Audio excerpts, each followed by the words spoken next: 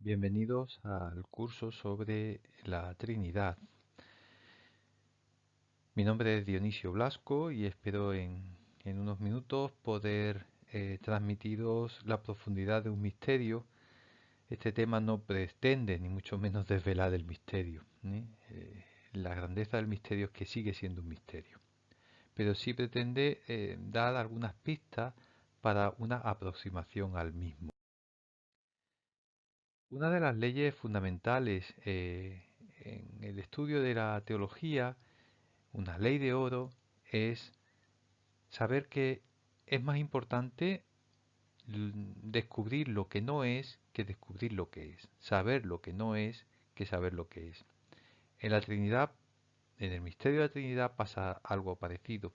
Voy a poner mucho más empeño en descartar lo que no es, más que en aproximarme a lo que es, ya que sería una osadía pretender desvelar la profundidad en unos minutos de presentación. El Catecismo de la Iglesia habla del misterio de la Santísima Trinidad y dice es el misterio central de la fe y de la vida cristiana, es el misterio de Dios en sí mismo, es pues la fuente de todos los otros misterios de la fe, es la luz que nos ilumina, es la enseñanza más fundamental y esencial en la jerarquía de las verdades de fe. Echando un primer vistazo a este texto, descubrimos que el término misterio aparece en este pequeño párrafo 4 veces, lo cual es significativo. ¿Qué significa el término misterio en teología? Que no tiene la misma acepción que el término misterio cuando lo usamos en la calle. La palabra misterio viene del griego mysterion, que fue traducido al latín por el término sacramentum en la Vulgata y que viene a significar una realidad que nos envuelve, que es inconmensurable, no podemos abarcar, medir, es una realidad salvífica y que transmite la inmensidad y la esencia de la divinidad, por eso mismo es salvífica. Por tanto, cuando estamos ante el misterio en teología, estamos realmente ante esta realidad que es Dios, que nos envuelve y que nos transmite salvación. Por tanto, vamos a ver si nos acercamos al misterio, vamos a buscar su relación con la Iglesia y con la humanidad y vamos a dar pistas para que este misterio pueda ser vivido y celebrado. En los primeros siglos de la historia de la Iglesia fueron siglos importantes porque independientemente del episodio mm, de la persecución por parte del imperio y de los judíos, eran años de profundización en la fe y de defensa contra errores de fe. Los errores de fe eran mm, normales en un intento de racionalizar, de poner nombre, de descubrir este misterio. Por tanto, la Iglesia, cuando subraya los errores, más allá de declarar las herejías, lo que está es centrando la atención para que sepamos descubrir qué es lo que no es en el misterio de la Trinidad. En aquellos primeros siglos, nociones como sustancia, persona, hipóstasis, relación, etcétera, se utilizan para intentar comprender y describir el misterio de la Trinidad. Son términos de origen filosófico. Sustancia, en definitiva, quería hacer alusión a la esencia, a la naturaleza, en este caso de Dios. Persona o hipóstasis es el término que se utilizaba para designar al Padre, al Hijo y al Espíritu Santo como mm, aspectos que subrayaban la distinción real que existen entre el Padre, el Hijo y el Espíritu Santo. La relación no era otra cosa que la distinción que reside entre el Padre y el Hijo y el Espíritu Santo en referencia de cada uno de ellos con los demás. Vamos a intentar dar un paso más en este sentido. Para eso lo que vamos a hacer es repasar qué nos dice el Catecismo de la Iglesia con relación al misterio de la Santísima Trinidad. En el número 253 dice, las personas divinas son realmente distintas entre sí. Dios es único, pero no solitario. Padre, Hijo, Espíritu Santo no son simplemente nombres que designan modalidades del ser divino. Es decir, el Padre no es Dios en modo Padre, el Hijo Dios en modo Hijo, el Espíritu Santo Dios en modo Espíritu Santo.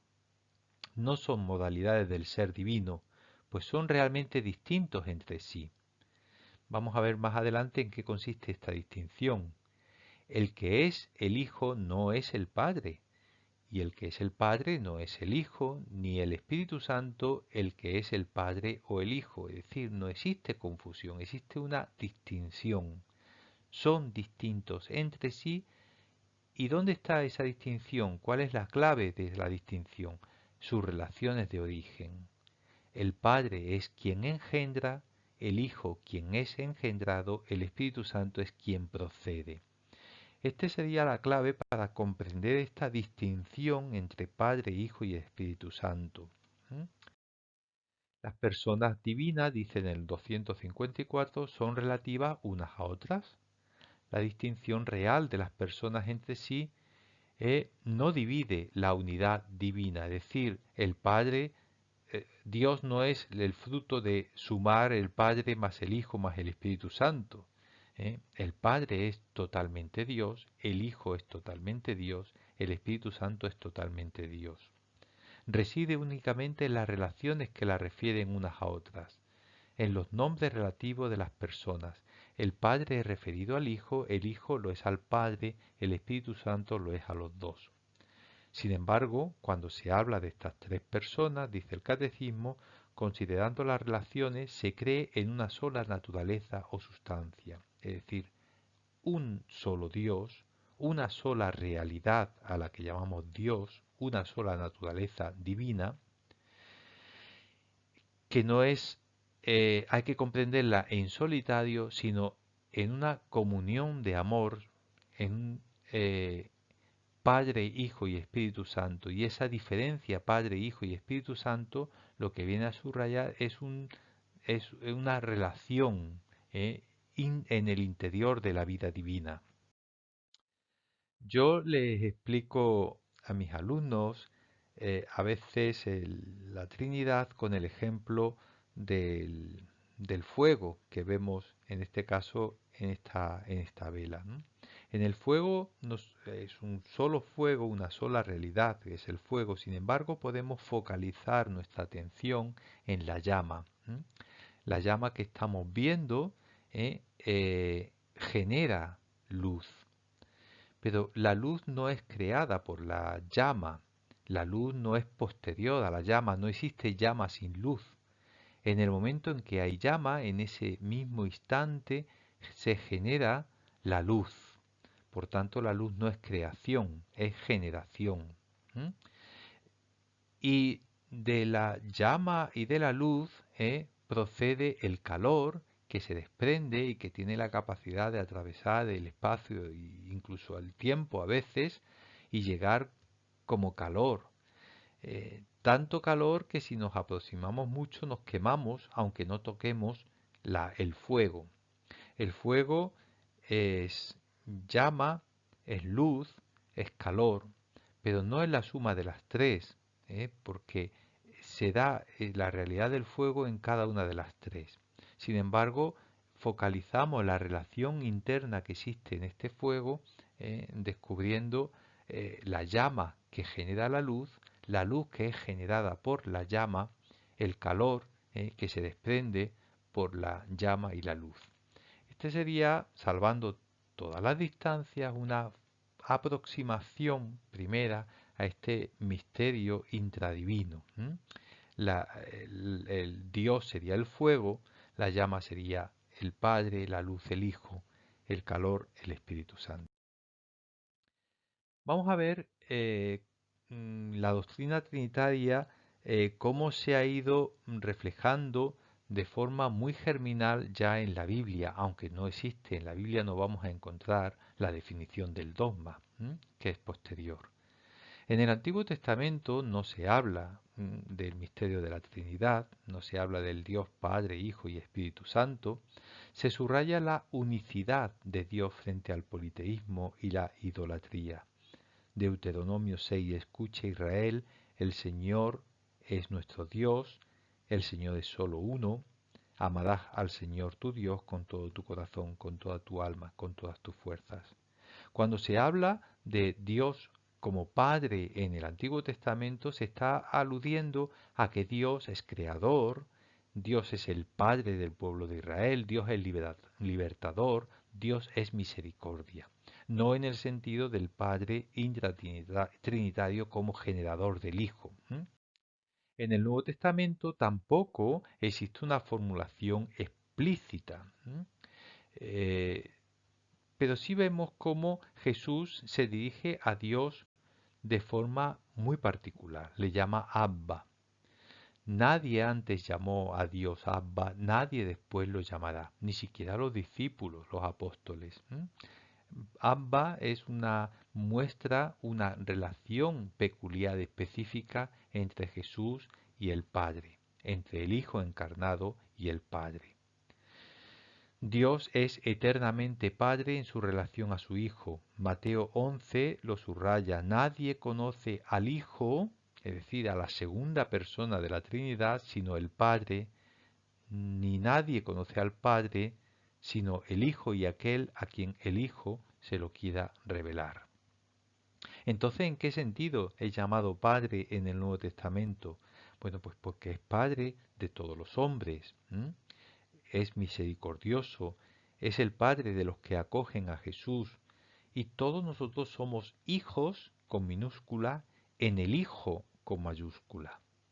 Cuando hablamos de Hijo con mayúscula, estamos pensando en la segunda persona de la Trinidad. Existen distintas imágenes que intentan plasmar ese modelo de Dios Padre misericordioso, cercano, que perdona, y lo vemos en la parábola de la oveja perdida, en la parábola de la moneda, de la dracma perdida, del dracma, en la parábola del hijo pródigo. Te doy gracias, Padre, Señor del cielo y de la tierra, porque has escondido estas cosas a los sabios y entendidos y se las has revelado a los pequeños. Es decir, en el comprender, el acercarnos al misterio, nos acercamos fundamentalmente desde la sencillez y el amor que desde los grandes razonamientos lógicos y filosóficos.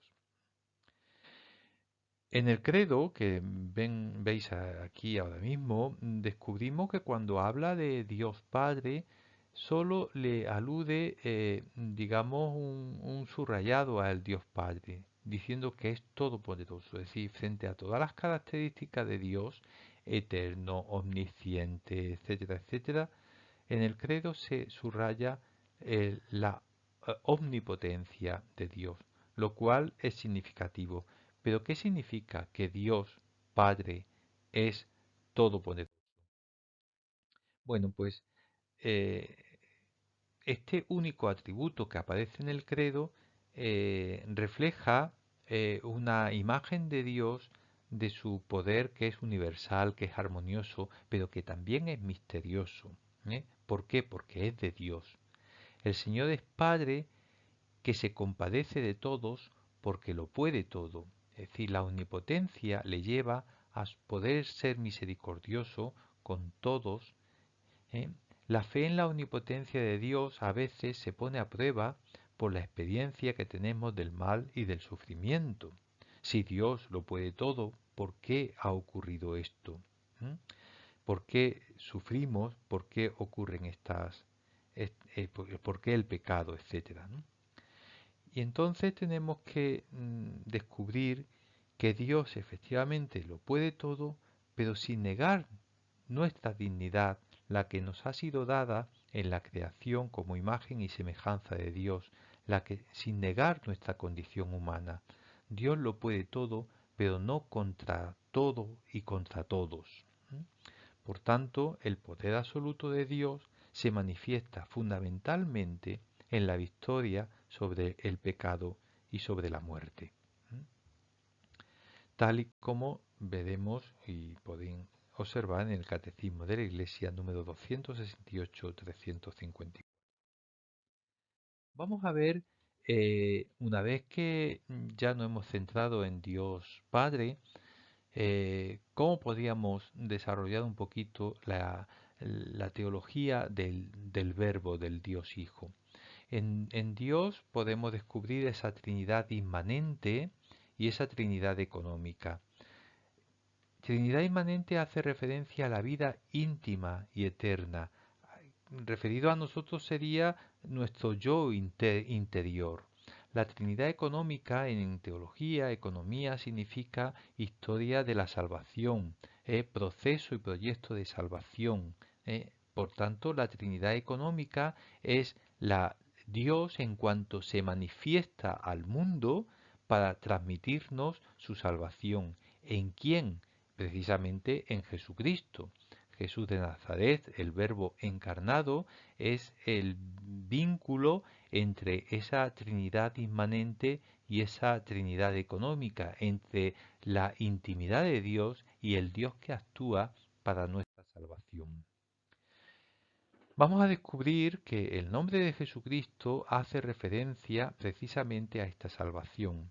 Sabéis que para los judíos, también para nosotros, el nombre es muy importante. Poner un nombre significaba un dominio, entre comillas, una pertenencia. Dios le pide a Adán que ponga nombre a los animales. Es un signo del dominio, de la entrega de la creación al ser humano. Pero también indica misión, tarea. Recordemos, por ejemplo, cómo Jesús cambia el nombre a Simón y tú te llamarás Pedro, porque sobre esta piedra edificaré mi iglesia. Es decir, el nombre va vinculado a una misión, pero también va vinculado a un deseo sobre esa persona. Jesús, ¿qué significa? Es un nombre hebreo que significa Dios salva. Y Cristo es la traducción al griego del término ungido, del término Mesías. ¿eh?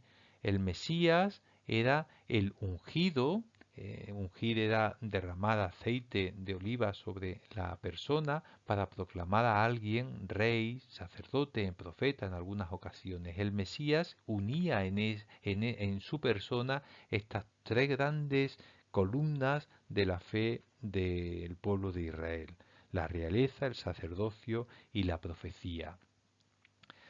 Ya desde el nacimiento el ángel anuncia a los pastores: hoy os ha nacido en la ciudad de David un Salvador que es Cristo el Señor, es decir, el Mesías, el ungido. ¿Y vosotros quién decís que soy yo? Pedro afirma: tú eres el Cristo. Por tanto, Jesús significa Dios salva, Cristo significa el Mesías, el ungido. Vamos a pararnos un momento en qué significa que Jesucristo es verdadero Dios y verdadero hombre para comprender precisamente la grandeza de esta encarnación. Primero, se subraya ya en el Evangelio que Jesús es el Hijo único de Dios. Tú eres mi Hijo amado, en ti me complazco. Vemos en el bautismo, en la transfiguración: este es mi Hijo amado, escucharle. Un Hijo que existe desde siempre, que preexiste a la creación, porque estamos hablando del Hijo con mayúsculas, de la segunda persona de la Trinidad. Y ahora, Padre, glorifícame junto a ti, dirá Juan 17, con la gloria que yo tenía junto a ti antes de que el mundo existiese. Es decir, el Hijo con mayúsculas, dado que es Dios, existe antes, preexiste a la creación. Es verdad que Jesús de Nazaret nace en un momento de la historia de la humanidad, ¿eh?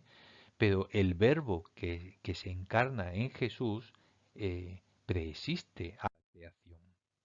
Lo intenta desvelar ya Juan 1 en desde el versículo 1 al 18. En el principio existía el Verbo y el Verbo estaba junto a Dios y el Verbo era Dios. Él estaba en el principio junto a Dios. Por medio de él se hizo todo y sin él no se hizo nada de cuanto se ha hecho. En él estaba la vida y la vida era la luz de los hombres. ¿Eh? Vincula ese verbo al principio de todas las cosas. ¿Por qué? Porque estaba junto a Dios, porque era Dios. Y el verbo, de la misma manera que Moisés, por medio de Moisés se da la ley de Dios, la Torá, el decálogo, por medio del verbo, todo se hace y nada de lo que hay se hace sin su mediación. Por tanto, el verbo, sí, Moisés viene a señalar precisamente esa grandeza del verbo que está junto a Dios. Pero el Verbo se hace carne y habita entre nosotros. Hemos contemplado su gloria, es decir, gloria hace referencia a la misericordia de Dios, a la fidelidad de Dios. El Verbo encarnado es señal de esa misericordia y fidelidad de Dios para con nosotros. ¿Mm? Pero a Dios nadie lo ha visto jamás. Por tanto, solo es dado a conocer por el Verbo encarnado, Jesucristo. Pero si Jesucristo es verdadero Dios, también es verdadero hombre. Por tanto, en todo igual a nosotros, como dice la carta a los hebreos. Por tanto, es igual que nosotros con todas nuestras grandezas y todas nuestras limitaciones. Menos una cosa, en él no hay pecado. Precisamente ¿por qué? Porque el pecado es la negación del ser humano, es la autodestrucción del hombre. Cuando Adán y Eva en el Génesis nacen de las manos de Dios, nacen sin pecado, el pecado es posterior. Por tanto, el Verbo encarnado, en donde en él no hay pecado, de alguna manera viene a recordarnos el proyecto de Dios tal y como nació de sus manos antes del pecado, ¿no? Pero claro, intentar poner en la balanza que Jesús es verdadero Dios y poner en la balanza que es verdadero hombre y mantener el equilibrio no siempre ha sido fácil. O bien se terminaba negando que Jesús era Dios, o bien se terminaba negando que Jesús era hombre. Y de hecho se han dado, sobre todo en los primeros siglos, algunas herejías de gente que intentaba explicar el misterio y que, bueno, pues probablemente no dio con las palabras oportunas o con las ideas más adecuadas. El adopcionismo fue uno de ellos, ¿eh? Que pensaba que Jesús no era verdadero hijo de Dios, no era verdadero Dios, sino que era adoptado, por Dios cuando en el bautismo. O tenemos el arrianismo, siglo IV. El logos estaba sometido al Padre. El verbo no está al mismo nivel que el Padre. Por tanto, existe un subordinacionismo. O tenemos Apolinar, que en el siglo IV negaba el alma espiritual de Jesús. Es decir, si negamos el alma, negamos la verdadera humanidad. Decía que el logos es el que ocupaba el lugar del alma. O tenemos el nestorianismo en el siglo V, donde decía que la unidad de la humanidad y la divinidad era una unidad moral, no era una unidad hipostática en una única persona. Recordemos que para el cristianismo, según el dogma, en Jesucristo hay dos naturalezas, la naturaleza humana y la naturaleza divina, pero hay solo una persona, una única persona en Jesucristo, que es la persona divina, que es la segunda persona de la Santísima Trinidad. Esto era negado por el nestorianismo. El monofisismo, que niega la unión en una única naturaleza. Decía Eutiques, que fundador de esta herejía, que la humanidad estaba como absorbida por la divinidad, como si echas un poco de sal en agua y se termina diluyendo y siendo absorbida por el agua, ¿verdad? O tenemos el monotelismo, en siglo VII ya. Es decir, en Dios decía, hay dos naturalezas, efectivamente, tal y como creemos, pero había una sola voluntad según el patriarca Sergio de Constantinopla. Para nosotros no, en Jesús hay dos voluntades, porque es verdadero Dios y verdadero hombre, la voluntad divina y la voluntad humana. Te pido, Padre, decía Jesús en el huerto de los olivos, que si es posible pase de mí este cáliz, pero que no se haga mi voluntad, sino la tuya.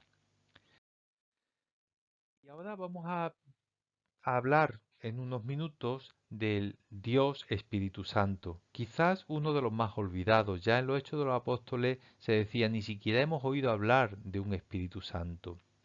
El metropolita Ignacio Azim, patriarca, decía, sin el Espíritu Santo Dios está lejano, Jesucristo queda en el pasado, el Evangelio es letra muerta. La Iglesia es una simple organización, la misión una propaganda, pero en el Espíritu Santo el cosmos es exaltado, el Cristo resucitado está presente, el Evangelio es una potencia de vida. Es decir, el Espíritu Santo realiza la actualización de Dios aquí, ahora, atraviesa el espacio y el tiempo para llegar hasta nosotros. Ruá, neuma, espíritu son los términos que utilizará en hebreo o en las traducciones al griego y al latín del Antiguo Testamento para hablar del Dios como fuerza, viento, sabiduría, aliento, inspirador de vida. ¿m? Es la fuerza que conduce a Jesús al desierto, que conduce a Jesús a Galilea. Es el signo de la presencia del reino de Dios. Por la fuerza del Espíritu se expulsan a los demonios. El Espíritu del Señor, dirá Lucas aludiendo al profeta Isaías, está sobre mí porque Él me ha ungido, me ha enviado a evangelizar a los pobres. Hoy se ha cumplido esta escritura. Por tanto, eh, Jesús pasa de ser portador del Espíritu al dador de este Espíritu, como dice en el capítulo 2 de los Hechos de los Apóstoles. Habiendo recibido del Padre la promesa del Espíritu Santo, lo ha derramado, decía los Hechos de los Apóstoles. Pero además el Espíritu nos hace iguales. El Espíritu derriba todas las barreras jerárquicas entre nosotros. Hecho de los apóstoles, Dios que penetra en los corazones ha dado testimonio a favor de ellos, de los discípulos, dándoles el Espíritu Santo igual que a nosotros. No hizo distinción entre ellos y nosotros, pues ha purificado sus corazones. La Iglesia es el cuerpo de Cristo. ¿Por qué? Por la fuerza del Espíritu, es la fuerza unificadora, como recuerda 1 Corintios 12. Pero además somos templos del Espíritu Santo. El Espíritu, Dios, habita en nosotros. ¿Por qué? Porque hemos sido bautizados. ¿eh? ¿No sabéis que sois templos de Dios y que el Espíritu de Dios habita en vosotros? Recordaba Pablo en la primera a los Corintios. Existen muchos símbolos del Espíritu Santo que aparecen en el Antiguo y en el Nuevo Testamento. Viento, soplo, aliento, agua, unción, sello, nube, luz, fuego, la paloma, ¿eh? que representa a este Espíritu Santo. Por tanto, conclusión, Dios es misterio. Podemos acercarnos al misterio, pero no desvelar el misterio, porque sería desvelar a Dios. Dios es analógico. ¿En qué sentido? En que toda aproximación a Dios debe ser a través de sugerencias, parecidos, analogías. Pero no podemos definir, no podemos acotar a Dios. Pero si tuviéramos que definirlo, si nos viéramos obligados a definir a Dios, tendríamos que recurrir a la primera carta del apóstol Juan. Dios es amor. Y sólo amando conocemos a Dios y sólo amando comprendemos a Dios. Por tanto, la gran invitación para aproximarnos al misterio de la Trinidad es aproximarnos al misterio de lo que nosotros somos. Nosotros somos imagen de un Dios que es amor.